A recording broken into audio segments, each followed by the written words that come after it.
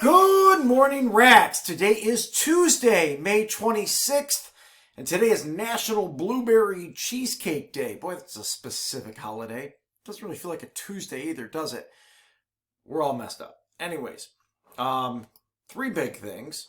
Only 4 more weeks left of this school year. Now, it might be less than that. Some teachers might be shutting things down early for you. You may reach a threshold where you don't have to do anything more, but they're not going to be full weeks. This one's a case of it, but we're going to be just 3 or 4 weeks away from being done with a very weird school year. Only 2 more days to buy a yearbook. Dolan sent out the Google Doc sheet last week. Remember, seniors, don't worry about it, but the yearbook is almost ready to hit the press. And your time and date to pick up anything you may have left behind at school will be taking place in June, and Martina will be sending you that information. Happy birthday goes out to John Wayne. If you don't know who John Wayne is, look it up. Find out about him, Pilgrim. That's about all I've got for today. Keep it short, snappy, and get underway. It's a short week, which means you got a lot of work to get caught up on here as we get underway.